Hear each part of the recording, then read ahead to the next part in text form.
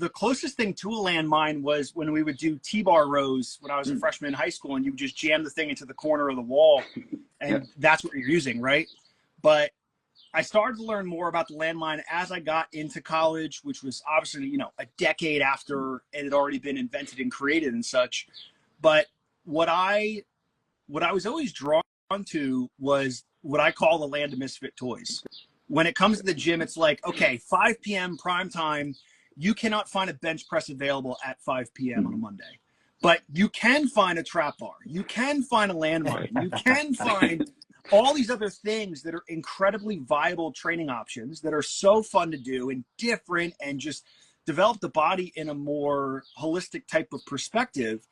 And with that, I was always drawn to it. I was never trying to fight with the other trainers for the same machine they wanted to fight on. I want to learn this new piece of equipment. And something that I always try and tell younger trainers to do is when you have your workout time in the gym, so say if you're training 7-8 hours a day and you get that 1 hour to work out, try and make sure you save 10 minutes of that workout that you have for exploration, for that exercise you thought of trying out earlier that you wanted to play around with, for that new piece of equipment you haven't really gotten your hands on, because that's where you start to develop that. So I spent a lot of time developing those things when it came to the landmine particularly. I love trap bar work. I love all those things, but I found it much easier to navigate the training experience and give clients a much more varied approach to training by just spending that time. So that's really where I got into the landmine, and I'm very much a rotational kind of guy. So I love the aspects of that.